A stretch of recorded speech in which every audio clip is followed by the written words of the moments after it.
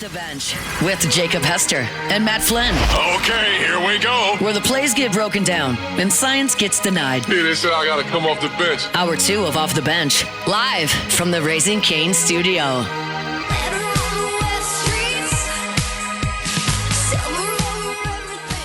All right, welcome back in hour number 2. We did Off it. the bench. We did it, dude. Full hour. You're barely even sweating. It's gonna be bad. I feel like the sun. That's right. Hey, if you just dropped the kids off and they were making you listen to like K-pop Demon Hunters, and now you were finally able to tune in to Off the Bench because you just got them dropped off. Well, welcome in. 8:01. Good morning. 8:01. So You know what that means? let them fly. Triple X time.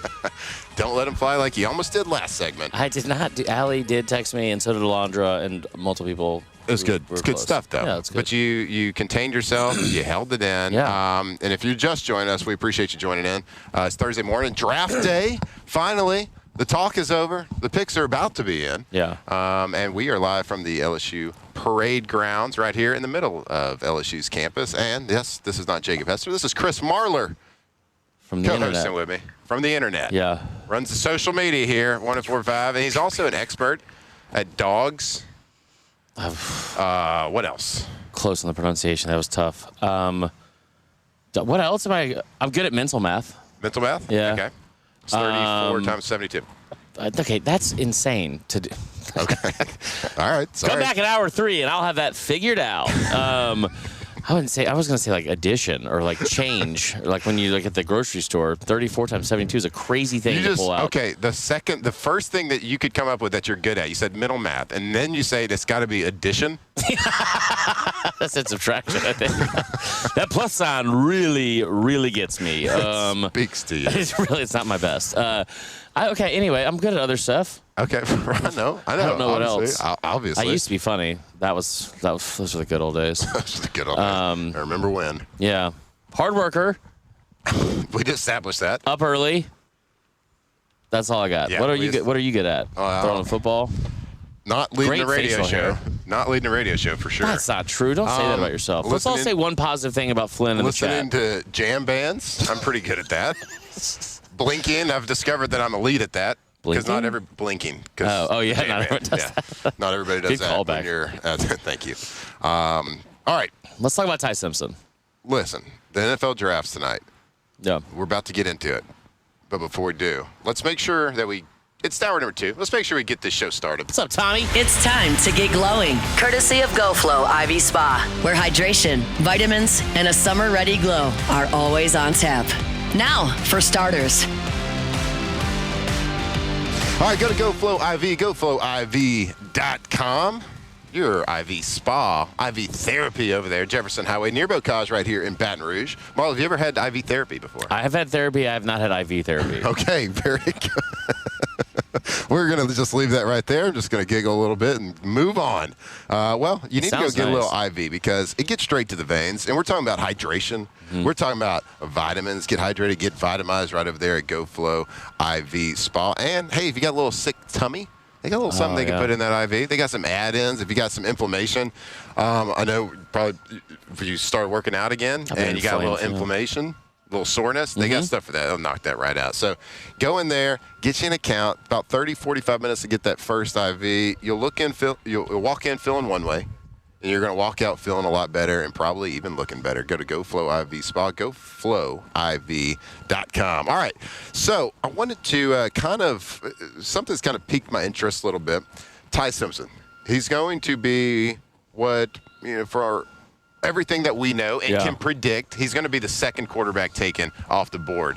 But I don't know if that's going to be tonight. I think a lot of people are probably saying he's got a decent chance. The higher odds are he will go tonight. Maybe it's something crazy with the Cardinals trade back up into the second round. Maybe they take him. I don't know what's going to happen. But you got to think it's a crazy world that we live in. Such a quarterback-driven league and a quarterback-driven sport that we could go to sleep tonight and there's only one quarterback off the board in the first round. At number one.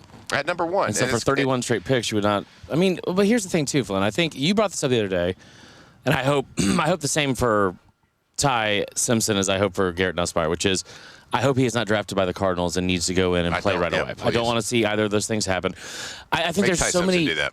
Well, I was going to say I don't want that to happen to either of them, but yes, let's definitely hope one of their careers doesn't work out, right? I mean, right? We'll just toss a coin. So I think it would be very wild to see only one quarterback taken. Right now, the odds of Ty being taken in the first round are minus 400. The odds of having over 1.5 quarterbacks in the first round is also minus 400. So it seems like that's going to happen tonight. Here's the other thing that I'm banking all this in on, right?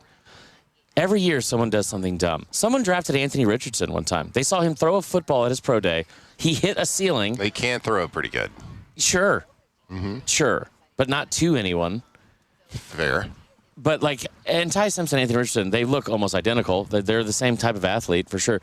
No, but my point is that they always do. Somebody always does something stupid. Kenny Pickett was a first-round draft pick.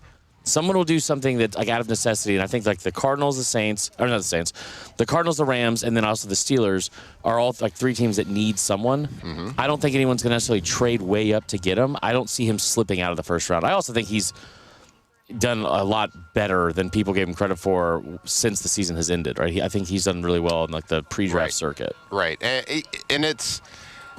And I don't want to say, looking back on it, there's a lot of picks that look stupid. Now, It even looks stupider when it's a quarterback in the first round because that's the most important position in all sports and no big deal. Sorry, running backs. Atlanta Falcons. So it looks really dumb when it doesn't work out, but a high percentage of quarterbacks taken in the first round don't work out. Right. A high percentage of quarterbacks taken in general don't work out, but a high percentage of people just drafted in general at any position doesn't work out. So, it looks stupid on the back end, and people lose their jobs for that. Yeah, positive outlook. It is hard to draft a quarterback because Kenny Pickett was not a stupid pick at the time. It was we need a quarterback, tiny hands. Yeah. I always said he was a thrower, not a shower, because they had his hands were a size 8. It was the smallest hands, or third smallest hands in the combine history, which is kind of wild. Thrower, not a shower. I like that. But Ty Simpson, he will probably... I guess we could probably say he will be the second quarterback taken. I was looking it up. So Ty Simpson was offered a very lucrative deal to go to the University of Miami. Crazy. It ended up, I think it was 5 or 5.5 at first, and then they upped it to 6.5. Now I think this is all reportedly. I don't know if any NIL stuff can be confirmed because it's all so dumb. But he was reportedly offered $6.5 million to go to the University of Miami. Right. And they've obviously, the Miami has done that. That's been their path to success, and it's worked. Cam Ward, Carson Beck, that's been their path to be relevant again in the college football scene. And, which is smart. And I agree. College football is in a healthier place when the University of Miami is good at football. So it's a lot more fun for everybody, I think, when they are good. You might not like them, but you still want to be good. I don't like that sentiment usually when it's said. But I like that about Miami. People say that about Tennessee a lot, and I'm like, no, the world is a better place than Tennessee sucks. I only say that about people outside of the SEC. Now, I do, hand in the air, I hate Florida. Oh, hand up, Marley. Hand up, Marley. I hate Florida, but I always want them to be relevant. Okay. Because I want to be able to beat them. Yeah, that's fair. When they're at their best. I like the first part of that sentence even better, though. Mm-hmm. Okay.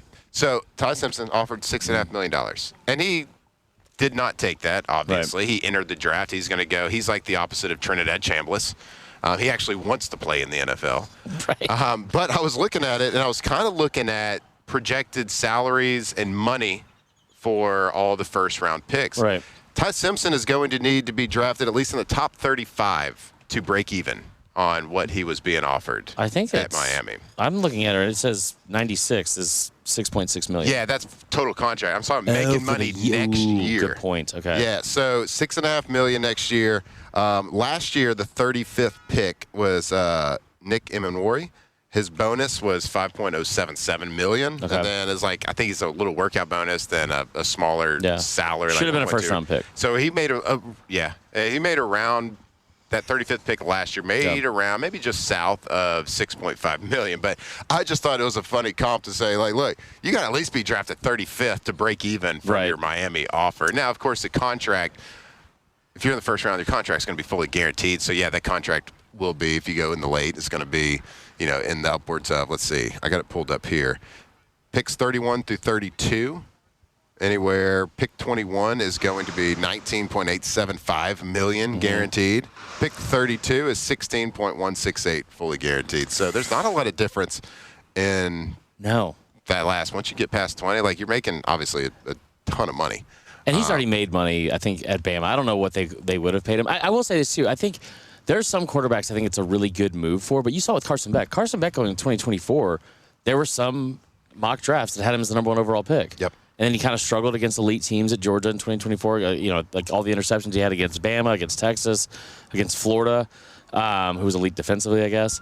And then you talk about what he did at Miami. Like, he did not have the Cam Ward season. He had a good season, but it didn't vault his draft stats. I think, $6.5 million is a crazy amount to turn down, but I think that also Simpson's is a unique case just because he's a guy that waited for 3 years in this day and age, which is kind of crazy. I think it's a wise choice, but I like what you're saying too. There's not that much of a crazy drop off. It's not like how it used to be, where like a top end guy's going to cripple your franchise if it doesn't work out. Now, if you get to the top, you start getting to the top picks. Yeah. Fernando Mendoza, who's likely going to hear his name called first. He's going to have so many Legos. Nerd alert. He will have a guaranteed contract of $54 million. Pick number 2 drops to 52. Pick 3, 50. Pick 4, $48 million. Loser, under 50. Are you kidding me? Pick number 5 will be $45 million. And then pick number 8, which is what we're focused on for the Saints, of course. Yeah. The Saints are looking at striking that contract at $31 million. So the difference between 1 and 8 is a little over $23 million. Well, let me tell you a little story, too, about the 8th pick from someone that has a lot of past trauma. We mentioned earlier with the hydration therapy. But also being from Atlanta and the Atlanta Falcons. What you should not do, and I know Mickey watches the show. So, Mick, good to see you again. Okay. Does he really? Yeah. Hey, Mr. Loomis. Hope you're having a great Thursday. Chris Marler from the internet. Hope you're having a great Thursday. Do not go get a guy like Kirk Cousins for $180 million and then draft a quarterback at 8 too. That is also pretty bad. Dude, that clip of the GM there trying to explain to Arthur Blank, like, hey, this is why it was a good idea. You see, he got his shoulder into it. Don't do that. That's a bad look. Yeah. And you said it earlier. Look, Mickey Loomis has a chance. He's riding a heater right now. He really is. He's riding a heater. Like, he's taking a bad rap from Saints fans, the public of the court of public opinion in New Orleans Saints fandom, as he's taking a lot of heat, and rightfully so. I mean, there's been some bad moves made, some bad contracts signed. I think it was all kind of capped off with the Derek Carr situation of, not only bringing him in. Derek Carr. Noted good guy. Everyone fan favorite. Noted car enthusiast as well. That is the worst. Him and his bro, electric personalities. I'm so glad. Kind of like us right now. Did he announce his retirement didn't he like clap back at someone from a Twitter's comment while giving his sermon? I remember making a graphic for this called the Righteous Carstones, and it was him. He was he wasn't in a pulpit, but he was at one of those mega churches where you have a Britney mic. You know what I mean? Sure. And he was walking the stage, and he was talking trash back about something that was said about him on Twitter. I think I was what an odd forum for you to do that in, Derek Carr. Time and place is what you're saying. Time and place. Well, good riddance. Well, I think that a lot of the what the fruit was he doing? Okay, all right. Let's not celebrate it. I think a lot of the it was years of first and second round draft picks that made this a little head scratching, and then the signing to Derek Carr, and then it went so well at the beginning, the re-signing as well of Derek Carr because it went so well. Had us scratching our heads a little bit, but Mickey, right, an absolute heater right now. Heater. And look, nothing's going to light up our chat on YouTube like us saying Mickey Loomis has done a nice job. Everyone's being kind of nice to me right now. I don't want to ruin that. That's true. Do you want to say anything bad about Mickey then? I just think everyone should do their best today. Just have fun. I want everyone to have fun. You know what I mean? I think that's the most important thing when it comes to sports.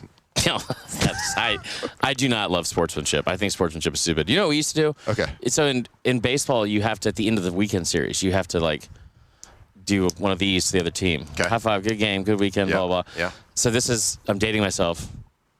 Cassie was -3 years old when I was in college. Why are you dating yourself? Because this is 20 years ago when I was playing in college. And so I wasn't a key contributor. I was a great team guy, glue guy off the bench. You're a glue guy. Hell of a bunter. And I remember I would lead the team though in those, and we would just demoralize teams. We were really good, and we would just demoralize teams on a weekend. And so then I would lead the pack and do like one of these, like as you're like walking up. Yeah. Come on. And I'd do this, little paper beats rock, and just watch people's hands crumble. So that's where I'm at with sportsmanship. Okay. I'm glad I shared that with you guys. All right. Well, that was always kind of like an elite move, like an alpha move. Like Yeah, you go to do something, or like you act like you're gonna handshake, then you dap them, Yeah. and you look at them like they're the idiots. I love that. 2 squirrels, by the way. Right No. there, chasing each other just down the tree. I don't know if they're Tommy 2 times. I don't know if they're actually fighting or they are friends. Oh, three squirrels. My God. I thought it was a joke. No, there's actually On your squirrels. 6? It's actually like my 4, I think. But we are here at the. Tell us in the chat your favorite squirrel story. We're doing all squirrel stuff today. NFL Draft is live tonight. But more importantly, fox squirrel is my favorite squirrel. Fox squirrel? Not the cat squirrel. Are there different types of squirrels? We have like some albino ones in our neighborhood. Okay. Yeah, I don't like them. They stay out of the sun a lot. Try to keep color out of this, bud. Okay. All right, we are here. You can tell. Just stop. Just stop. We're here from the LSU Parade Grounds all day long. All the shows. Bench.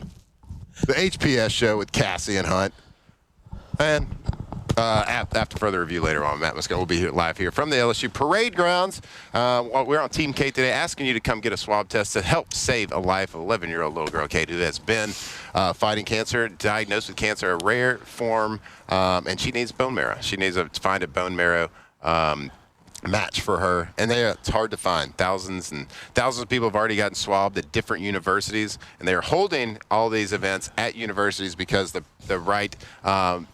better chance, I guess, of survival is if the bone marrow comes from ages 18 to 35. So what a great opportunity it is for LSU people and people in Baton Rouge to show up, show out, get swabbed, and if that is something that speaks to you, to come and try to save a life. So and it should. I'll be doing it. I'll be getting swabbed today, and hopefully it's a match. We're not in the age range. Well, because you're older than me. I am. I'm outside the age range. I am too. But that doesn't mean it can't work. It's a match. It's a match. It's just the better odds. And again, you might not know that you are a match, and so just it doesn't help or doesn't hurt to come down here and try to do some good, save someone's life, get swabbed up. Yep, and then you can also go, if you can't make it, you can also go to, I gave you one website. There's actually another website you can go to as well. It is www.dkms.org/swab4Kate. That's Kate with a C, swab4Kate.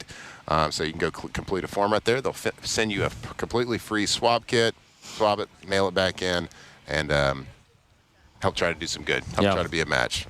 So it's a fantastic deal. Before we go to break, I want to tell you about our friends over at Bayou Automotive, BayouAutomotive.com. If you are in the car market, and it doesn't really, matter, like if you want to go fast, you want a big car, you want a cool car, you just want something efficient. Yeah. Doesn't matter. They got it all. BayouAutomotive.com. They got Ford, Chrysler, Jeep, Dodge, Ram, and you can go shopping for any make and model, and you can purchase a car from the convenience of your house these days. You don't even have to go to a dealership. I love that. It's unbelievable. And easy. When you work with Bayou Automotive, you're going to come away saying, man, that was easy. Because you can talk to them. You can buy a car from the comfort of your living room, and they're going to drive it to you. I'll They do it got right 9 full... They got 9 full-time drivers on staff that are driving cars every single day. And if you buy a car from Bayou Automotive, it's also maintenance. If you need your car maintenance, they will drive, pick your car up, take it, fix it, bring it back to you. Wham, bam. Thank you, ma'am. They are the best to work with. Bayou Automotive. Wait, what are you looking at? Squirrels, there's seven. BayouAutomotive.com. BayouAutomotive.com. All right, we're going to go to break. More OTB when we come back. Off the bench. 2007 champs, purple and gold to the core. This is Off the Bench with Hester and Flynn. Baton Rouge's go-to for all things Louisiana sports. All right, welcome back in Off the Bench Thursday morning. Flynn, Chris Marler coming at you from LSU Parade Grounds. And we are happy and lucky enough to have one of the best in the business joining us right now on the phone, Mr. Ross Jackson from Locked On Saints podcast and LouisianaSports.net. Ross, what's going on, my man? What's up, guys? Thanks so much for having me, man. Hope you're doing well. I'm doing fantastic. Not as good as you are, probably, because, my God, the talk is over. You finally can stop, writing articles and answering questions about, what you think and all this stuff. And, I don't know, what is it, 10 hours, 12 hours? You're going to be able to write something about somebody specific.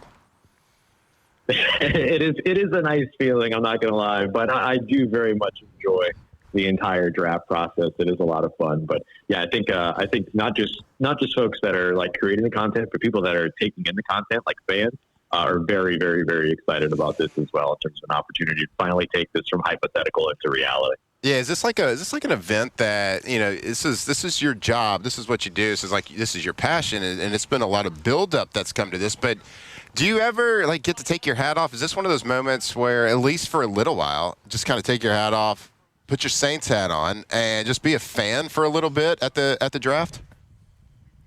I would love that, but unfortunately, no, not there yet.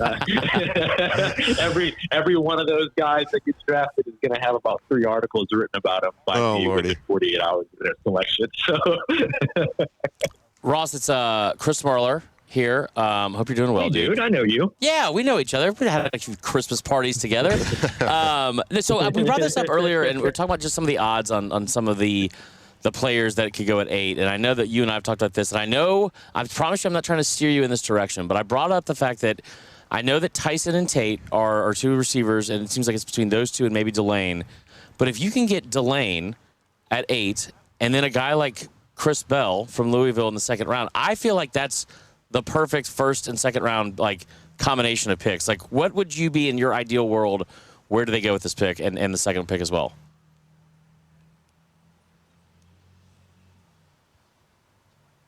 Uh-oh. What happened? Ross, you there? Oh, Cassie. Did you hang up on him? Is that my fault? Yeah, it was a very good question. Very well said. Long-winded. We'll put to did you work that one in the mirror last night? Yeah, I was practicing a lot beforehand. You workshopped it a little bit? Yeah. Hold on. I think we got him connected again. I don't remember what I said. We're going to say, all right, we good? Awesome. Ross, you there? Yeah, sorry. I just could not stand to hear Marley talk. I know. I get it, dude. I've had to listen to him now for an hour and 26 minutes. Okay, let's all get it in there. All right, love it. Okay, so I was asking about, I said, I know that the 2 guys at 8, Tyson and Tate, have been the 2 receivers that have been most linked to the number 8 pick with the Saints. Also, there's Delane. I feel like in a perfect world, getting a guy like Delane at 8 and then Chris Bell from Louisville in the 2nd round would be the most perfect 1st and 2nd round combination you could get. Give me your ideal 1 and 2 that go off the board for the Saints this year. Yeah, that's awesome. I think there's a couple different scenarios that I think would be perfect for them. I think possibly landing one of those top wide receivers in the 1st round and then turning around and getting a really effective slot corner like Keontae Scott out of Miami or Traden Stukes out of Arizona would be a really good setup for them as well. But hearing the things that Mickey Loomis talked about yesterday, Saints general manager, how they're willing to build on a strength, how they're planning to take the best player available as opposed to investing in a specific position, looking for a sure thing, mitigating risk, all those things. I also think that maybe the perfect player for them in the 1st round might be safety Caleb Downs out of Ohio State. Best player in the draft, in my opinion, completely clean in terms of evaluation, checkups, all those other things. A player that is an immediate fit in your defense and can be a long-time piece in that defense as well. And one of the things he talked about was avoiding players that have unanswered questions. Right. There's not a single unanswered question about Caleb Downs. He's just really good. And so him in the 1st round, along with Mansour Delane in the 1st round, also checks every one of those boxes. And a wide receiver in the 2nd, or even a pass rusher in the 2nd would be awesome too. So I would say Delane or Downs in the 1st round, and then a Zion Young in the 2nd round, and then maybe a Ted Hurst in the 3rd would be a really, really strong first 3 selections. And so I think maybe starting off with that DB and then maybe edge rusher as early as possible could also be a way that makes a lot of sense. Ted Hurst from Georgia State, right? The one we talked about, I think that in one of your mock drafts you did a while back. Did I do it again? I don't know. Shoot. I find what you're saying interesting because we've kind of talked about we've kind of been on the fence on this show at least that within the first 2 picks you got to find a receiver. Yeah. And the number one odds for the pick tonight, based on the Vegas odds, is Jordan Tyson being there. Now we've talked about like athletically and his skill set might be the only guy that is worthy of that top 10 pick, but there's that risk. There's that threat of that. There's might be some unanswered questions with that. Chris had brought up like Chris Bell in the second, but you got to get a receiver that makes an impact quick, and there's obviously the injury risk with him. So based on kind of what your thoughts are, Ross, you don't see them having, you can see them going all defense and not taking a receiver in the first couple of picks. I think he's gone again. No, Ross is gone again? Uh-oh. That's what I was saying after I brought up the Ted Hurst thing. I mean, that was that question. Ross isn't on. Okay, well. All right. First off, Ross does a great job. Let's shout out Ross for a second. Best in the biz. So getting to work with him on the Locked On side of stuff and also at LouisianaSports.net, he's just incredible. Yeah. He's an incredible hard worker. Yep. I love Ross. All right, he's listening now, so right. You got to say those nice things when he's on. I will never say that to his face. Okay. Ross, what's up? I don't know if you heard any of that, but I was asked, are you there, by the way? Yeah, I'm here. I'm here. I think Marler was just getting me back there for a second. Yeah, for sure. I know. He's the worst. Blame Marler. So I was asking you. So vengeful little dude. I found it interesting how you're kind of laid that out, kind of going all defense early. We've kind of been saying on the show that you have to find a way to get a receiver in your top 2 picks, whether it's at 8 or if it's at 42. Now, the only person that we could see making an argument for at 8 from the receiver standpoint is Jordan Tyson, who actually has the highest betting odds to be the Saints pick at number 8. But there's that injury risk. He's got the history of it. But if you're taking the stance of you got to take a receiver in the top 2, and Marler mentioned like Chris Bell at 42, who has the history with Tyler Shuck, but he's also got injury history as well. Like you would have to take somebody if you're not going to take Jordan Tyson because of a risk of injury at 8, right. You have to kind of think the same thing at 42 with your second pick. Do you not see them going that route at a wide receiver at 8 or 42? Yeah, I think you would have to. You're absolutely right. Like you have to be okay with that at one of those spots, and maybe you're more okay with it in the second round. Kind of like how the Saints were okay with Tyler Shuck's injury history in the second round last year, right? And so maybe you're just more okay with that risk in the second round than you are in the first.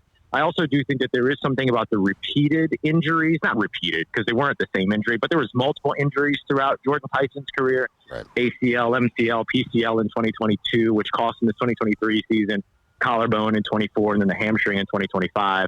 Whereas with Chris Bell, you're talking about a single injury here with this ACL, right?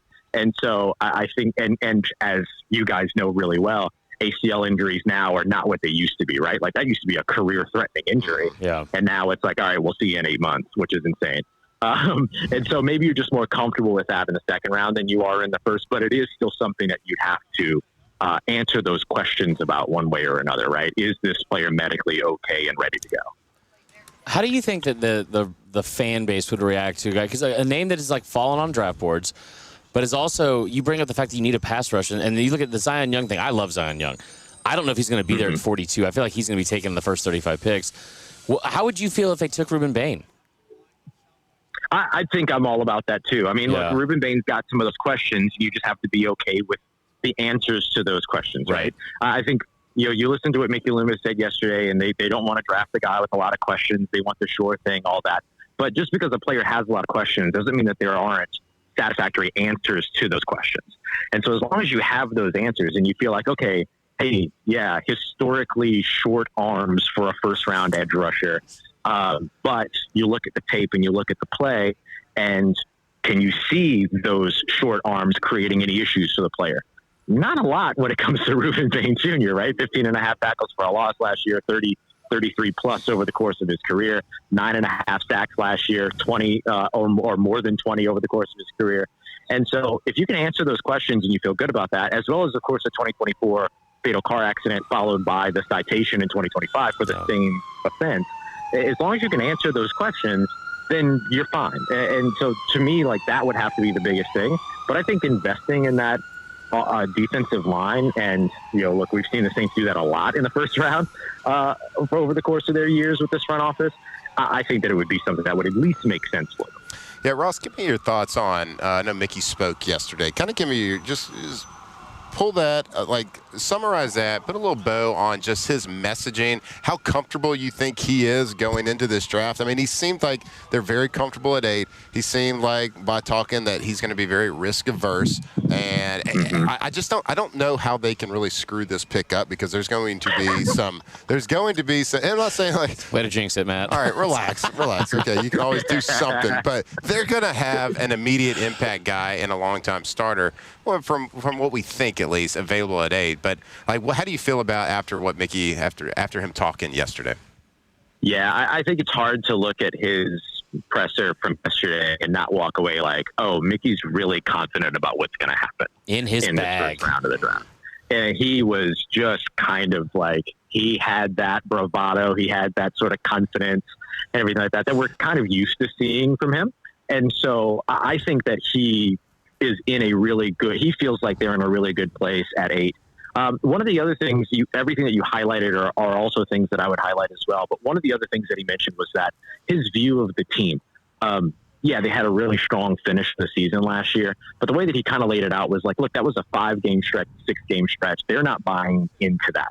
They do not consider themselves as a team that's one player away. And I thought that it was really interesting because you're seeing all the trade-up rumors right now that are there. One of the things that Mickey Loomis said outright yesterday is that because they're not one player away like they used to be in the Drew Brees days, that they're not in a place to where they're really looking at going up there and giving up a bunch of assets in order to move up for one player, because they're not one player away. And so I thought that was another interesting piece of insight. I do think that it feels like they're very comfortable at 8. I do think that it feels that they're going to be able to get a very good player at 8. I agree. There's a lot of ways to not mess this up.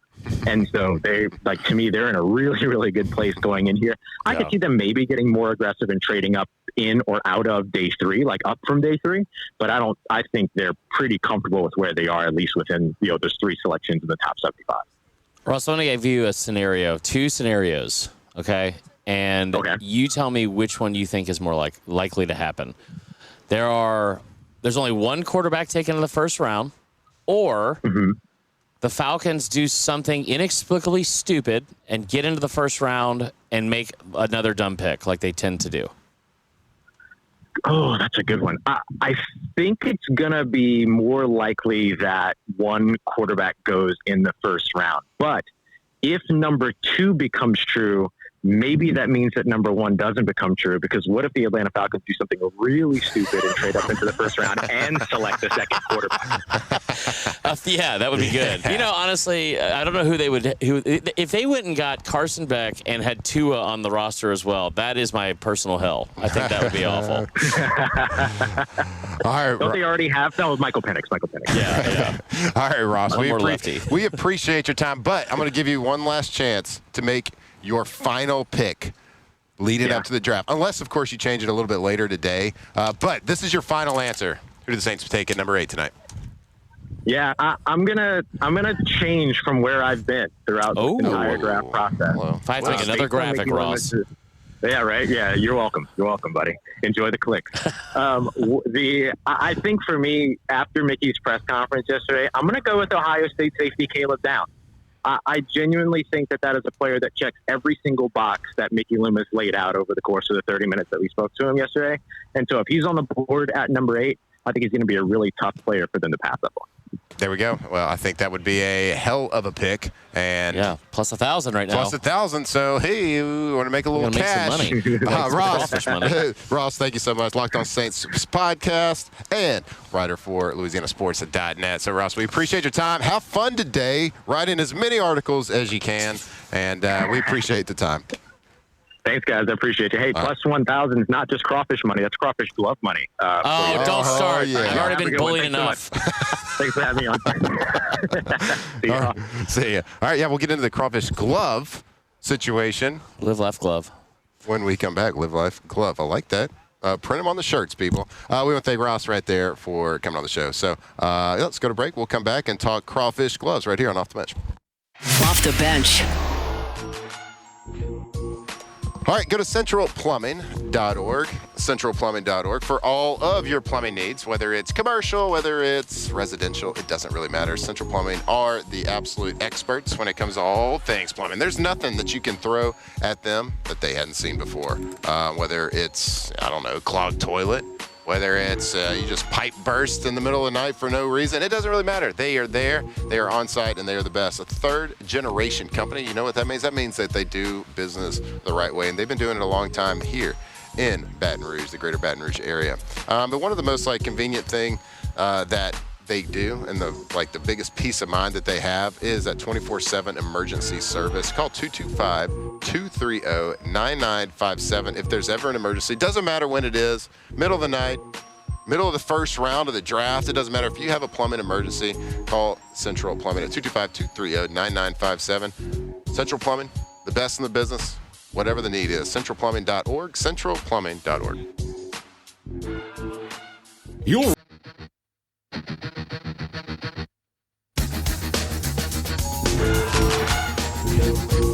Locked in on LSU football 24/7.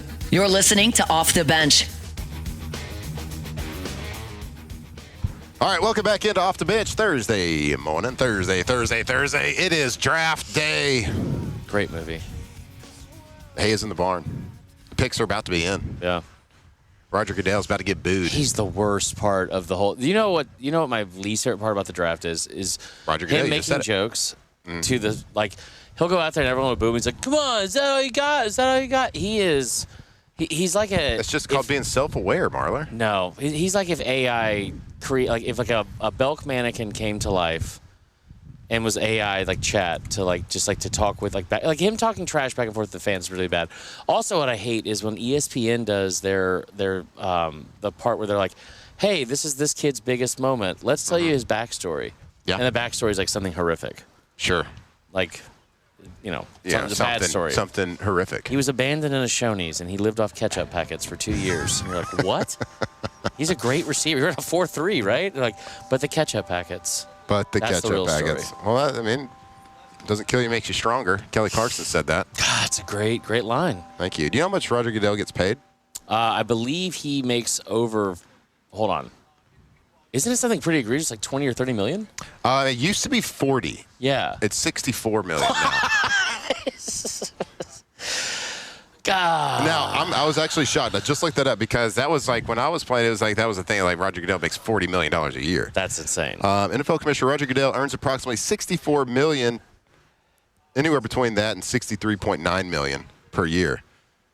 Compensation is highly incentive-driven and largely driven from bonuses, having earned nearly $128 million over a 2-year period. Oh, my God. That was in 2019 and 21. When just kind of it's incentive, yeah. During COVID. My goodness. I don't like Roger Goodell for a number of reasons, but I don't. You don't like him anymore, even more because of the. Yeah, this is kind of heightened the hate. I think he's just not I don't love the way he's handled some stuff, and then okay, you know what? We're on air. We'll say it. Calvin Ridley is this is off the top of the head. He got suspended for a full year because he was betting $1,500 in games. He had a parlay or something for and Jameson Williams, another guy. Trend you got to protect the shield on the betting stuff, though. Sure. You also have your highest overall, I think, besides alcohol sales, in terms of marketing dollars that you're spending are on gambling related things. Sure. My biggest issue is if we're doing that, and I know this is dating myself, but then we're also having the video of certain things like the Ray Rice thing, and we have access to it, and he is the only one that has access to it and knows that he has it, and then chooses to suspend him for 2 games. I will never get over that. Yeah, there's a little, there's some hypocrisy certainly out in there. But for the gambling thing, I think everybody can get behind. You can't gamble on your sport. That's fair. Now, if you want to make the argument, can a football player, should he be able to go and gamble on baseball or prop bet, whatever. You can make that argument, but I think it's a slippery slope when you start talking about the gambling. But the Ray Rice thing, not everything's on the up and up, right?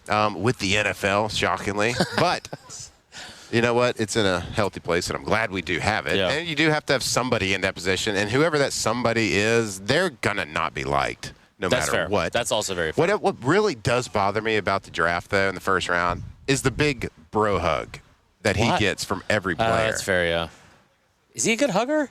Apparently, That's they gotta be better can't. than Apparently, him dapping like these kids dudes up. cannot wait to get their mitts around Roger I don't Goodell. love that. I don't love that. And they do it. Every single one of them does it because, like, Do you think Ruben once Bain's arms will fit? once they become part of the NFL Players Association, it's like kind of the PA versus the NFL. Like, Yeah. it's not like your buddy, I guess, because he's fighting what's best for the Shield. You're fighting what's best for players and yourself. And they don't always agree with each other. I just don't like the big bro hug when they You get want a there. hug right now?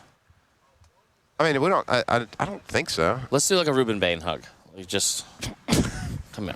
One of these. That's pretty good. All right. Yeah. Yep. I don't know what that was. Woo! Those were 2 elbows sticking out. Okay, guess what? Alondra was really yelling at us Oh, big time. a second ago about clock management and hand in the air. Not my fault. Marlar's fault. Hand up, Marlar. If y'all don't remember, he had his hand up for 3 hours at SEC Media Days last year trying to get a question into every single head coach, every person that took the mic, hand up immediately so he could get in line to ask those very important questions. So we appreciate your service. So somebody's got to do it. Somebody's got to do it. Somebody's got to do it. We're going to go to break and try to get back on track a little bit, even though we're still late. No we're going to try to get back. But again, a lot of squirrels out here today. We were at the LSU parade grounds, and we are on Team Kate, asking everybody. It starts at 10. The event starts from 10 to 5 today. Come get swabbed. Help save a little girl's life diagnosed with a rare form of cancer. Looking for bone marrow transplant. Come get swabbed. See if you are a match. Be the match. It is, be the match. And the more people, the better, because the odds are very, very far to find that perfect match. So make sure, maybe you're the difference. You don't know. You can save a girl's life. So come out here at LSU Parade Grounds. We'll be here all day. All the shows from 104.5 ESPN will be out here today. I'm looking at Michelle Southern. I'm looking at Brian Haldane from all the other stations as well. So come. Join us. It's a beautiful day. There's no excuses. 10 to 5 today. Come get swabbed. Stick with us right here out. on Off the Bench. Off the bench. All right. It is nearly that time. I can feel it. I can see the heat a-coming, and it is almost cannonball season here in South Louisiana. It's almost pool season, so make sure if you are thinking about getting that new pool, you are calling Russell Pool Company, russellpools.com, and you go to russellpools.com, check out their gallery work. They are the absolute best in the business when it comes to custom pools, and it doesn't matter what kind of pool you want, what kind of finishes you want. If you have it, like if you have pictures and you know exactly what you want, great, but maybe you just don't. Maybe you got to talk with them, have that conversation. They have 2 landscape architects right there on staff that can help take your dream to a reality. So you don't have to like go hire an architecture firm or bring it to a pool company. They got everything under one roof. The best in the business. Chris Sanderson and his gang and the team over there, they are doing the best. And the Flint family, we'll have a Russell Pools here pretty soon. We're going to tell you all about it as it happens. So if it's cannonball season for you, got those kids ready to jump in the pool, go to russellpools.com.